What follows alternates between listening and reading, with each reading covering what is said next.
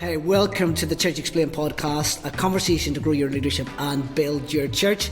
Today we've got an amazing guest, Vernon Gordon, with us today.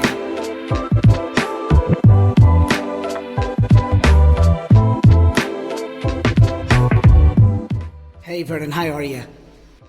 I'm doing well. How are you guys? Yeah, we're doing good. So we've got myself and Nathan. Yeah, and as Dave said, we're your hosts of the Church Explained podcast. And Vernon, I'm going to read your bio, and hopefully this is all correct. You're the lead pastor of Life Church in Virginia, founder of the Mosaic Project, a non-profit focused on curating social change and cultural unity for the greater good. And you are a self-proclaimed expert on bacon and movies, which I think we're going to come back to in a moment, sir. We're going to come back to in a moment. You're also an author of a brand new book called Square One, Finding the Courage to Start Over, Stay Strong and Shape Your Future. He has his wife, Ashley, and have two kids, Madison and Jackson. So my first question, Vernon, is on bacon. How do you like it cooked? Ooh, little crispy. But on. Not too crunchy, right? Okay. And ultimately, I love all kinds of bacon, but the best bacon I've ever had has maple syrup and a little pepper on it. They call it $1 million bacon. It's amazing. Wow. It's amazing. And what about movies then? What's your favorite movie? Ooh, my favorite movie. So I always give this answer when they ask about a favorite movie. There's a movie that makes me laugh every time. Yeah. And then there's a movie that made me fall in love with movies. The movie that makes me laugh all the time is Identity Thief. Mm-hmm. And the movie that made me fall in love with movies is an older movie called Primal Fear with Richard Gere. Wow. Yeah. One of the greatest endings of all time. I won't give anything away. But that was when I said, I was watching the movie with my dad and I said, you know what? I think I love movies. And that was the moment. Wow. Fantastic. I know. I was just going to say, Dave, we've already started on the deep things. Yeah, deep stuff. Deep stuff. This is where it gets. Have you seen the new Top Gun Maverick? I have. And I thought it was good. I thought it was great. I mean, it's really risky when you remake a movie that much later down the road. Definitely. And whatever Tom Cruise drinks in the morning, I need that smoothie recipe because I don't know how he's sustained that. So, but no, it was awesome. And I think, there's some movies that can just last, Star Wars, Harry Potter, they just last. And Maverick, seemed to kind of keep that legacy going. So that was amazing. Yeah, he done a good job. And as you say, I think we're happy to have a little bit of what he has, whatever he's drinking. And I don't think he's maybe eating too much bacon. I think that's the problem. So who knows? Who knows? Everybody has their vices. So Nathan, we're just going to explore a bit more with Vernon today. He's leading an amazing church. And we just want to find out a little bit more about you today, Vernon, and maybe a little bit about how you came to faith, your journey, your background. I think that would just be great for our audience, our listeners, to find out today. Awesome. Sounds good. Well, I will start by saying, it certainly was a unique journey for me. I was a former cancer patient. I was diagnosed at 10 years old. Wow. Had 2 tumors, 13 surgeries, 3 years of chemotherapy. They told me I would die 3 times. And so for me, often going through that experience, while it was a miracle for me to still be alive, I often say that when I left that experience, I left loving God, but I had a lot of questions about the church. Mm-hmm. I couldn't understand how, as a 10-year-old, an 11-year-old, as a 12-year-old, people could play golf for hours and could shop for hours. But as a sick kid, I just felt like I didn't see enough of church presence. And so it really kind of, made my faith journey a little difficult early on. But one of the beautiful things that transpired was I got a call from the hospital and they said, hey, Vernon, you and your family navigated this season with joy and laughter. And we were always cutting up in our room. And they said, we would love it if you would come and talk to newly diagnosed families and just share your story and share how you kept your smile and your laughter during the journey. And it was those moments that really awakened in me this desire to be what I called a communicator of hope. I didn't know what to call it at the time. I certainly didn't proclaim it as preaching. I just knew that the feeling I got to add light and hope to their lives. I said, hey, God, I don't know what this is, but I want to do it for the rest of my life. I want to bring that type of hope to people. And then God sent me on a beautiful trajectory that has landed me here today. But certainly that was kind of my journey, my starting point in finding my way to God, finding my way to ministry. But it started all with cancer. Wow.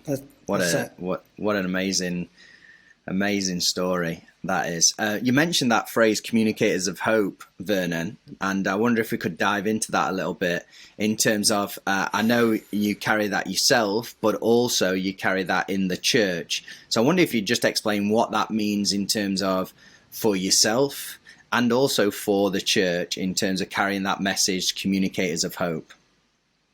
Certainly. And, I think it's one of those phrases that has been really sticky for us. And the heart of the matter is to help people feel seen, known, and loved. Our focus is that hope comes when people who are in a world of rush, in a world of busy, in a world where maybe it feels like the job doesn't see them, their spouse doesn't see them, maybe they're missing each other in communication, and the myriad of other factors and influences that sometimes just cause us to see ourselves as less than how God sees us as his sons and daughters.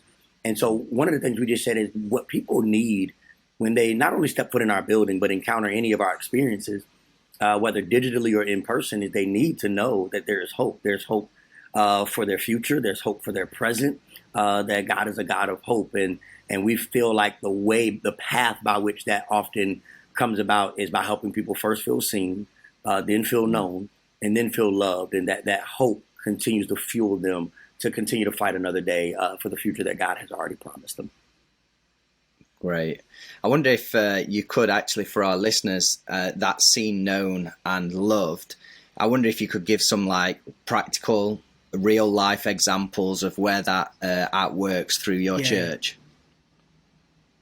Certainly, yeah. So one of the things we often talk about is the 7-minute rule at our church at a practical level.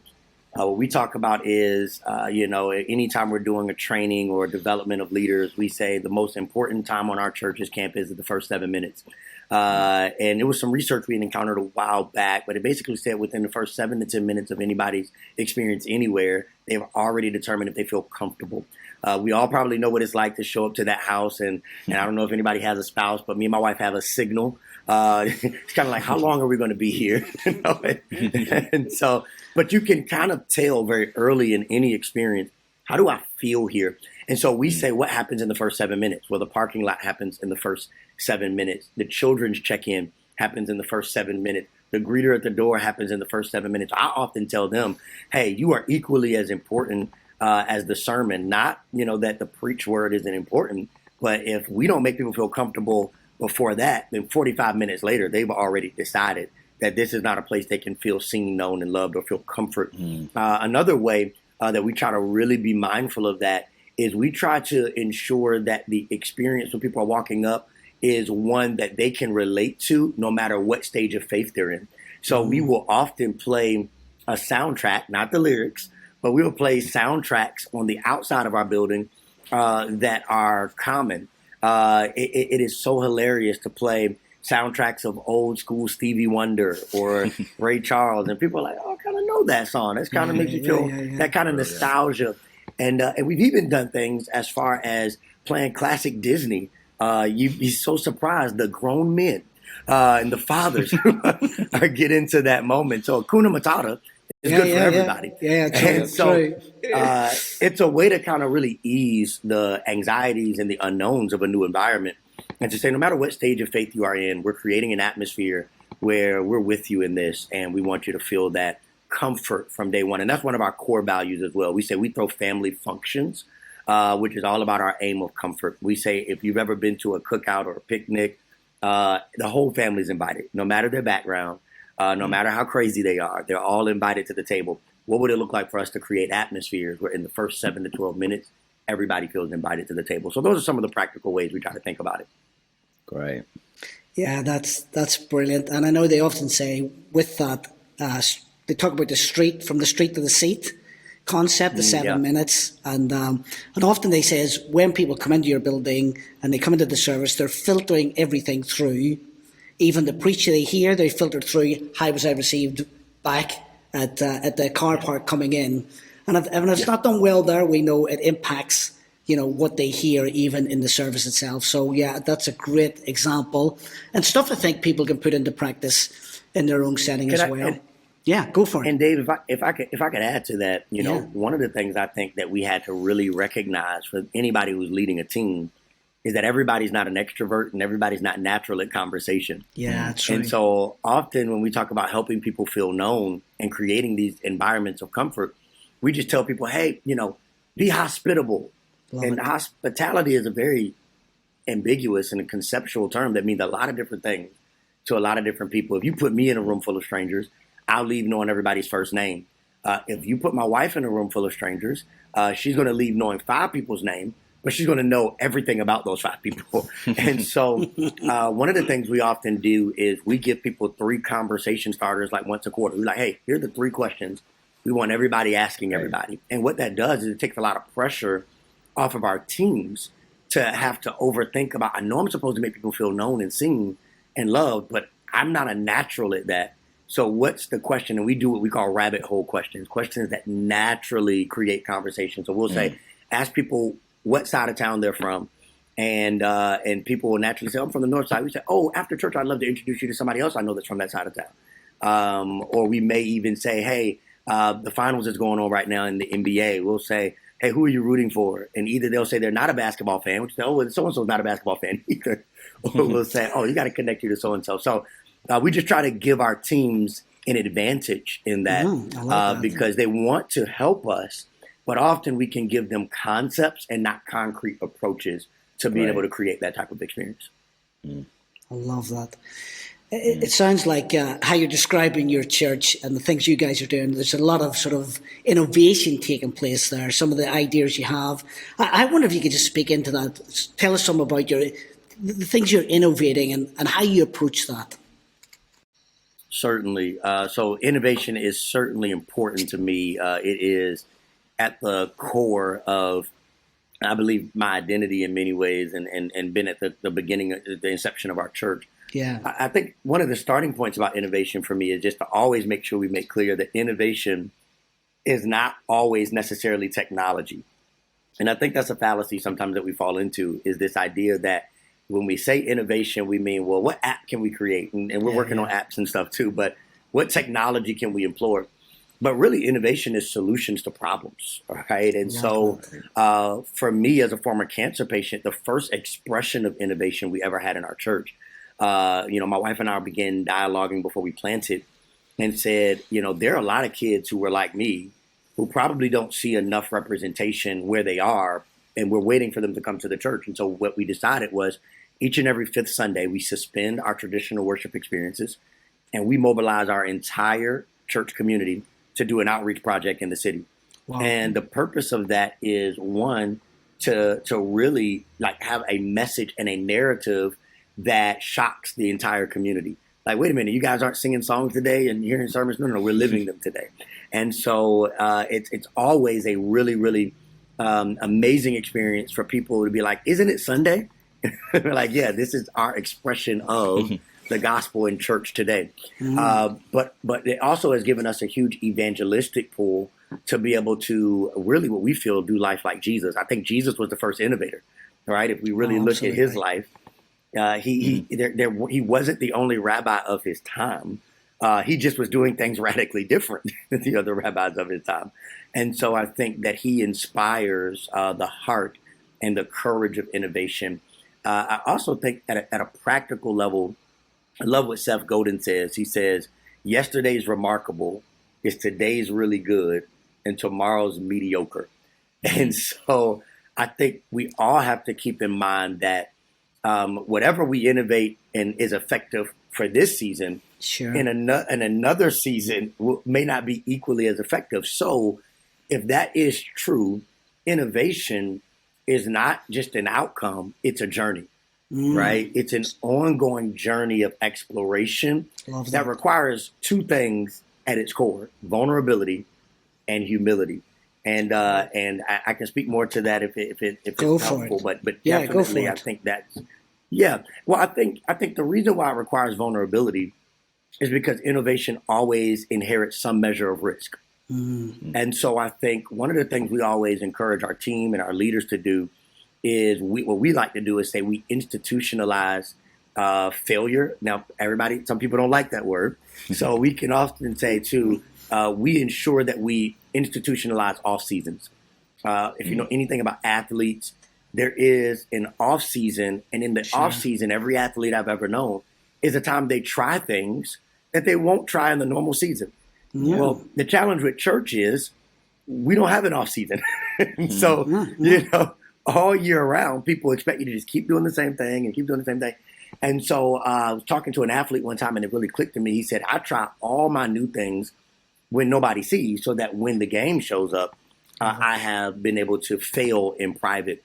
And so what we often do is try to give our team like, hey, here's a month where I want you to fail. Like recently in the staff meeting, I asked our team, what have you failed at recently? And I gave 2 people a gift card for just being vulnerable about their failure. Giving people permission to take vision-centered risk. Now, there's a difference between risk just for risk's sake. Sure. But to be vulnerable enough to take vision-centered risk. But the other thing I think that innovation as a journey reminds us is that, innovation doesn't just show up instantly. It is an ongoing process of humility as well. That it pushes us to learn from every voice in our community. It pushes us to learn from every voice on our team. It pushes us to not be satisfied with solely our own opinion. And that requires humility. It requires us saying, hey, somebody understands this problem better than me. And if we're going to create a healthy solution, we got to bring new voices to the table. So I also think it creates a healthy influx of collaboration and working genius as well for us to ultimately take the journey towards healthy solutions so that we can continue to keep the gospel moving forward. Super. So I love that idea of innovation you've been sharing there. And it'd just be good to find out what other things are you trying as a church? What are you embracing? And how do you feel in a way where it's not seen by other people? Does that make sense? So, try things out. You've said it with the staff. Is there any other ways you do that as well? Certainly. So, one of the things we do, I mentioned Fifth Sunday already. That was one of our original forms of innovation, I guess I would say, as an evangelistic heart and initiative. One of the things we're doing is something called Shalom Weekends. And so we've just launched this. It has been phenomenal so far, so good. And it's been really interesting to see the feedback we've received. What it means is every first, second, and third weekend, we gather together for our traditional worship experiences. But on the 4th weekend of every month, we gather together in intimate gatherings, very similar to the Acts 2 church. And while there are home gatherings that we develop and curate across cities and counties and across the country, as well as some community gatherings, so we kind of allow for people to also say, hey, I want to influence my neighborhood. So I am actually renting out my clubhouse and inviting all my neighbors. We have people who are on AAU basketball teams, and I'm not sure if you guys familiar with what that means, but AAU here is the Amateur Athletic Union, and it basically means that young people are traveling more than their parents. I mean, they travel all summer with a sports team to different states. Well, we started to mobilize these parents and saying, hey, the gospel doesn't stop because you're out of state. How about you gather all of these kids and their parents around a table in a conversation? And then we have on-site gatherings for people to come and be around the table as well. Still a worship set, still some shared word, but then we create way more space for a table dialogue. And the thought here is simply this, that people would, again, going back to that idea of being seen, known, and loved, that when they come into a service, they sit, they experience, and then we got to get them out of there because the parking lot has to be cleared for the next service. But this is actually an opportunity for more intimate dialogue. It is an opportunity to create space for community building initiatives. And what we also have found is it is an opportunity for people to take ownership of their faith journey in new ways. To say, hey, I'm not just in my neighborhood. God may have me on assignment in my neighborhood. And so people are really taken to this idea of being on mission, that the Great Commission is not just to show up to church, but to do something when you leave it. So that's been one of the most exciting forms. It's taken every working genius we have on our team, from the technological side to those who are great community evangelists and all of those different things. We also are building out an app that is really the heart behind our app. Our objective has been, how do we make the heart of our church one tap away? And so everything from not only video and content that is discipleship centered, but we also are looking to have a part of that app be something that is socially centered. We have something now called community groups, where people get a chance to connect around sewing and crafts and all the other things which we've heard about. Well, what does it look like for people to be able to access that on an app and say, hey, we're cooking together tonight, and you can do it from anywhere? So those are some of the ones that I'm really, just excited about that are coming to fruition. And they certainly have had us up late at night, but we're excited about the fruit so far. Yeah. No, it sounds amazing. And lots of great ideas. Yeah. Yeah, and go for it, Nathan. I love the thought of being innovative, and love that thought of being in a church that is innovative. But just thinking about that, what are some of the barriers that you personally may have faced as a leader, but also that you may have faced as a church? Even just thinking around this idea of being innovative, and even tackling the questions of, but aren't we just a church? Shouldn't we just do this? Yeah. I wonder if you could speak into that, Vernon. Certainly, and I'll try to offer some healthy solutions so I don't just sound pessimistic. But certainly, we have received our fair share of emails and complaints from. Look, if Church Explained, right? From top givers, from key influencers. Hey, if you keep going down this path, I don't know if this is the right place for me. So we've experienced that. Certainly, one of the barriers we've also experienced is, again, just going back to the earlier point of the risk of failure. At the end of the day, innovation requires some measure of risk, and there have been certainly things that we've tried and said that didn't go as planned, and that loses ultimately, right? That loses some equity when you present the next idea. You lose a little bit of equity. So I do think we have to acknowledge those realities. The emails, the those who would prefer something more stable as well. I will also say one of the things I would encourage every leader to understand is that this is why I talk about like off seasons or seasons of experimentation and innovation. Because one of the things we do recognize is that the church is a stabilizing fit place for so many people and families. And we don't want them to lose that stability, particularly in the light of the uncertainty and the uncharted waters of our world, always, but certainly over the last couple of years. The church has been a place of stability, and it's been a steady space. And so we try to make sure we're also managing the win so that we do not improperly steward people's need for a consistency from us. And so I think those are some of the things that we do try to take into consideration. Some of the solutions to that have been, one example has been just communicating, vision casting, when we will be trying new things. And I have been amazed to see how that helps our congregation kind of say, okay, I know my church is in this series of experimentation. We may say something like, hey, we're doing something this weekend and next weekend, and we're trying something new. And we would love for you to be in the building to take this journey with us. And what we're doing is we're inviting them to be innovators with us. And typically, as I lead up to those moments, I also would encourage any leader to do this. Preach innovation through Scripture so that you align people's theology to your sociological ask, right? It's like, hey, I'm going to challenge you sociologically to try something new, to engage differently. But let me tell you where that sociology starts with a proper theology. Look how Jesus did this. Look how the disciples and the apostles did this. And look what the outcome was as a result of them trying something different, of them approaching community different. And so we try to make sure we always start with the theology of innovation before we launch something the sociology of innovation. And so I think that's been some of the ways we've handled that. And here's the last thing I would just say is it's okay to take parallel paths. One of the things that I think a mentor of mine really helped me to understand is that he said, Vernon, you're so excited to do some of these projects and initiatives. And if you're an apostolic leader or an innovator like me and a pure breed extrovert, you have a new idea after every conference you go to. And so, people dread you going. I know there's at least one leader listening that's like, yeah, that's me. People dread you going away to a conference because they know when you come back, you're going to have a brand new idea. You're going to scrap everything that we've been working on.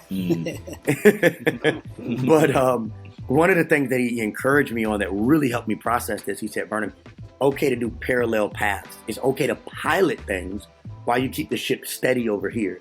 And in order to do that, ultimately, that is made possible through margin, right? It's like, hey, we're going to keep this going, but there's 20 people over here, or there's 50 people over here, depending on the scale of your ministry. And I think they will really buy into this idea of what we're trying to curate. We're going to invite them to walk parallel to our church, still be in alignment with vision and mission, but know that they're being welcomed in to a parallel journey to expose them and experiment with what could be the new way in which we want to try to express the gospel. So I think those are some of the ways we've tried to navigate some of those tensions when they appear. Yeah, really great, really great. Well, Vernon, we want to thank you so much for being part of the Church Explained podcast today. And it's been so good to chat with you, Vernon, around church, but also around innovation. And I know leaders listening to this will have so much to take away. So a big thank you, Vernon, for being with us today. And want to thank all of our listeners today. And remember, if you want to support what we do, then share, subscribe, leave a review. However you're consuming this content, then please do that. Also share it with someone that you may know that this conversation would benefit them. And don't forget, we've got all of our free resources at icon.church/open, and you can get signed up for exclusive free content and get access to that. So we look forward to being together next time on the Church Explained podcast. We will see you soon.